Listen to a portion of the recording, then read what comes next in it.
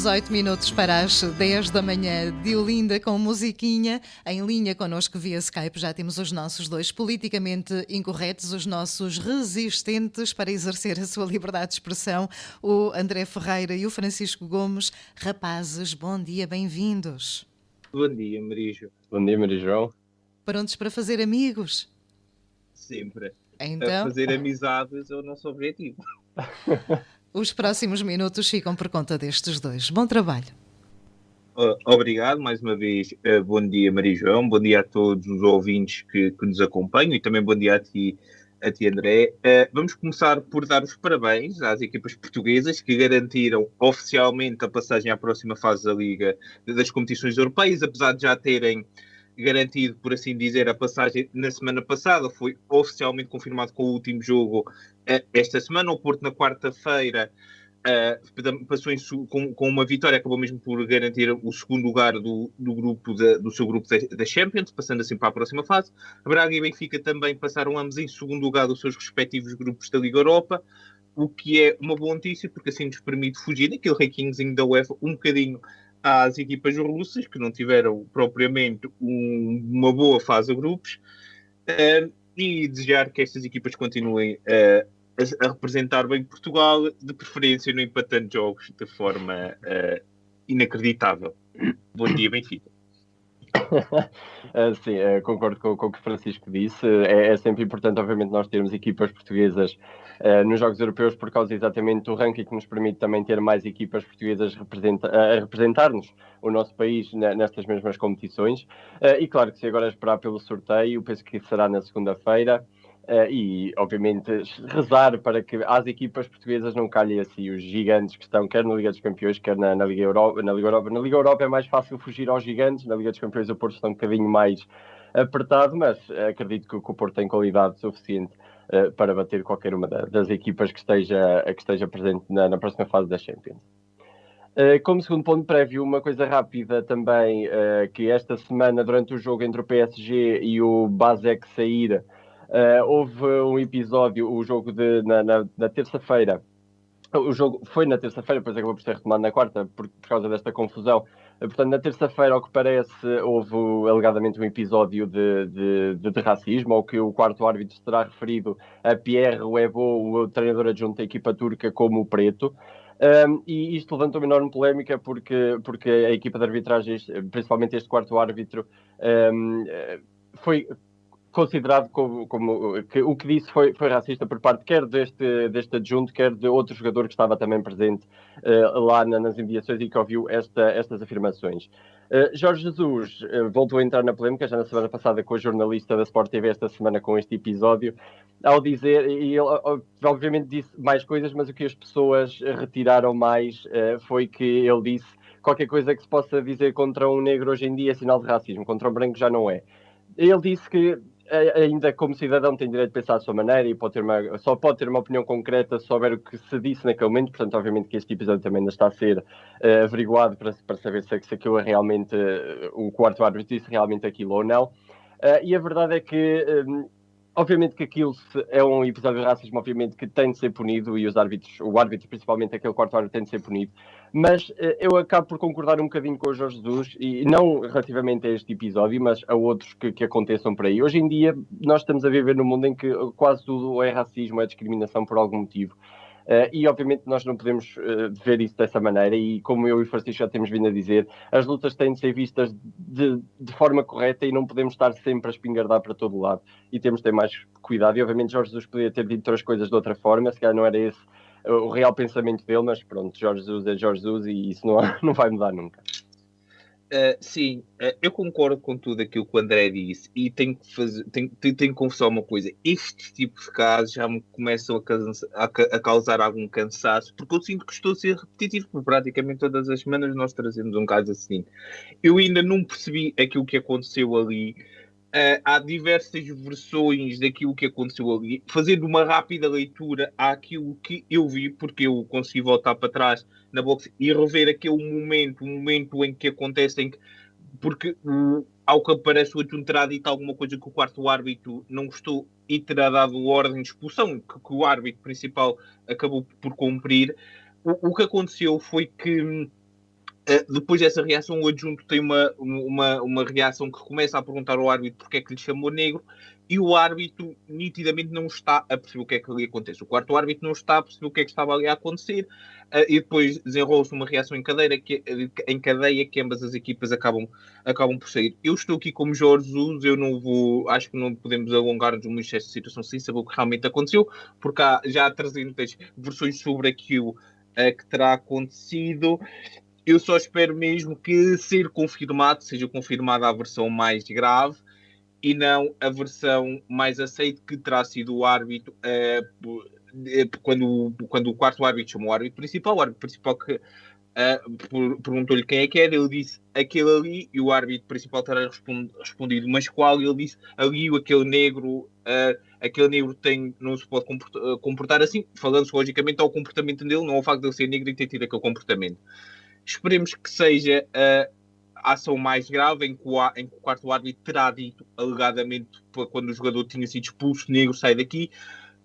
Numa questão de que, se foi o primeiro caso que eu disse, estamos numa situação de que não existe racismo, porque o árbitro, na minha opinião, está apenas a caracterizar e tem uma ideia que era expulsar as equipas das competições europeias.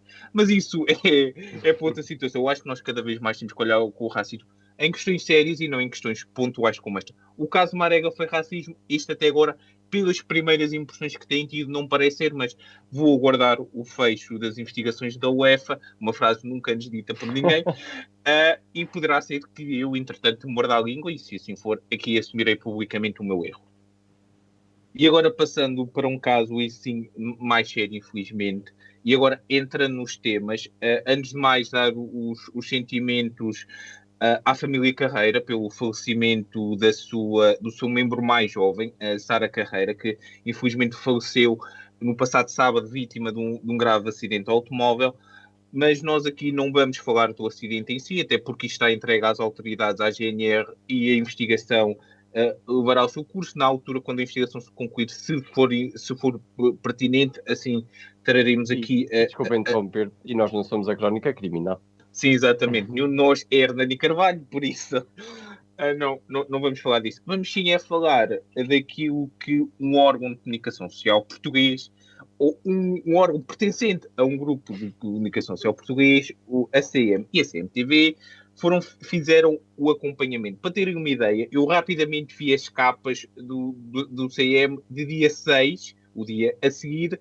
Até hoje todas as capas tinham Sara Carreira na capa, com títulos inacreditáveis, fora aquilo no online, fora o acompanhamento inacreditável que foi feito por parte da CM, o caso absolutamente inacreditável.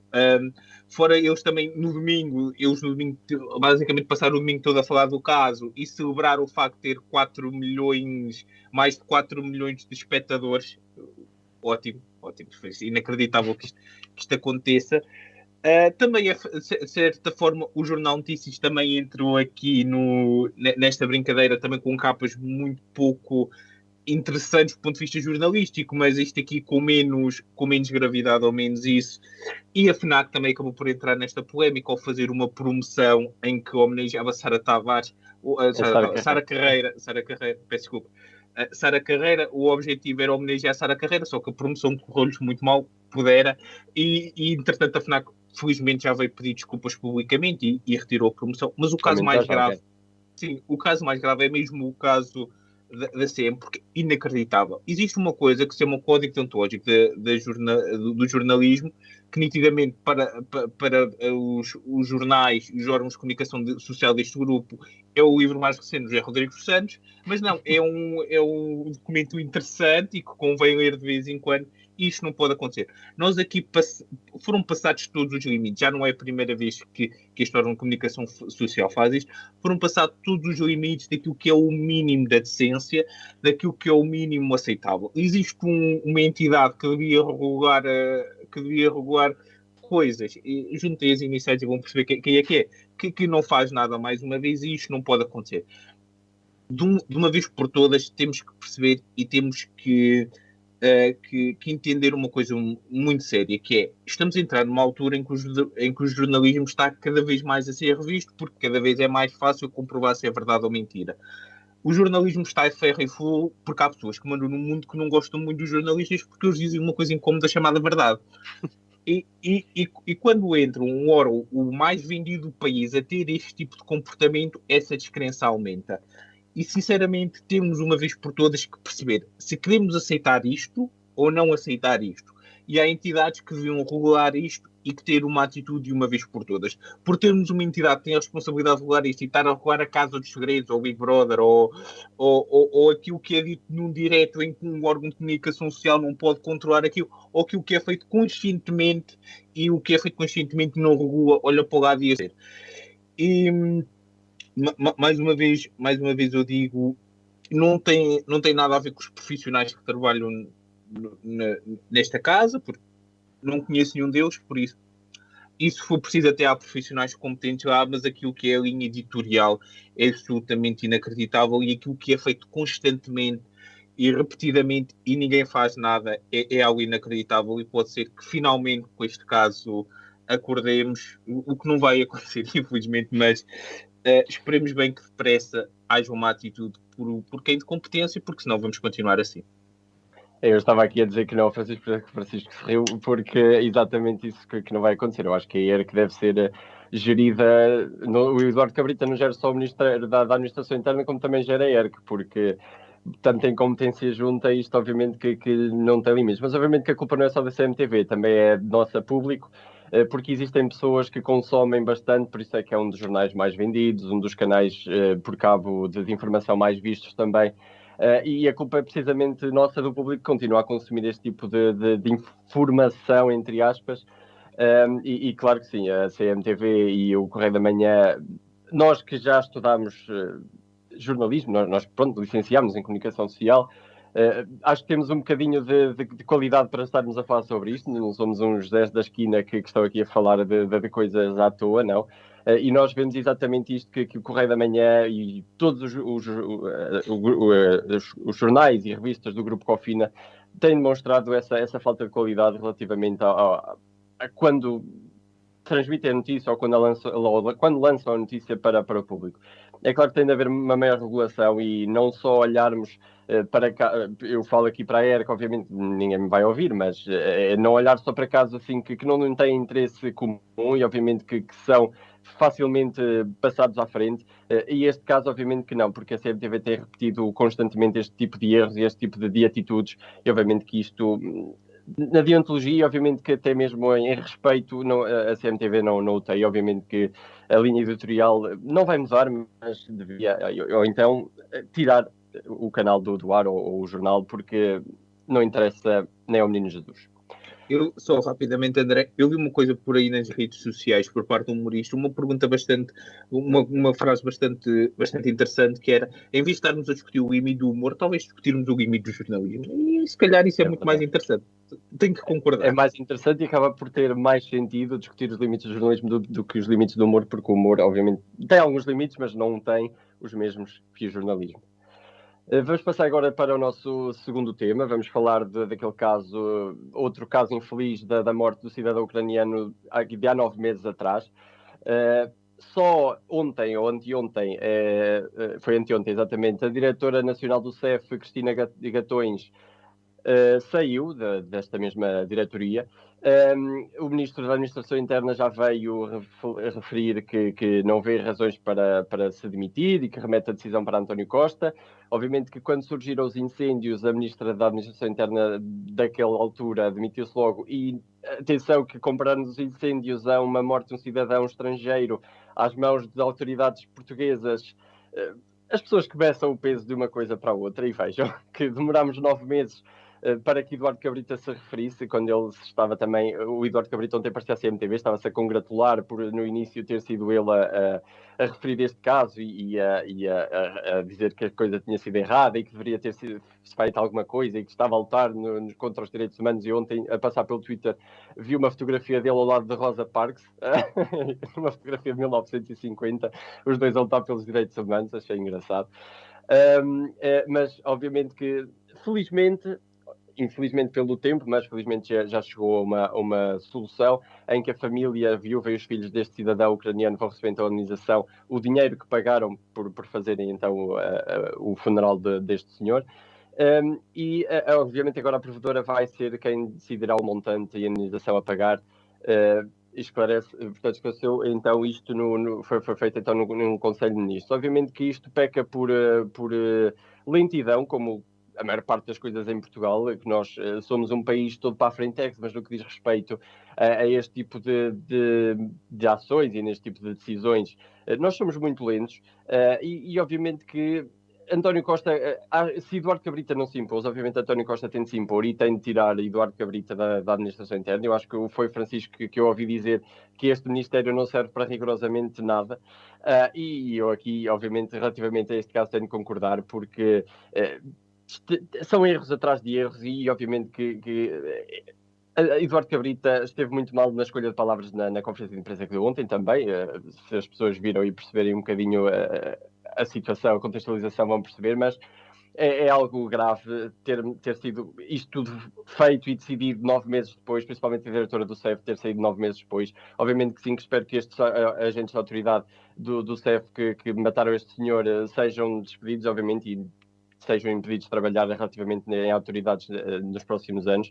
E esta família obviamente vai continuar assim despedaçada, porque isto não há palavras para descrever este tipo de reações.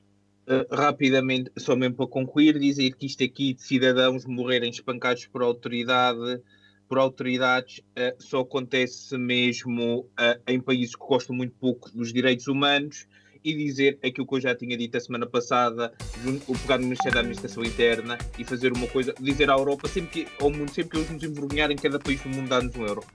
No final de janeiro, eu a semana passada disse, no final de janeiro somos o país mais rico do mundo. É tudo por esta semana. Para a semana cá voltaremos para fazer mais amizades um pouco por todo o mundo.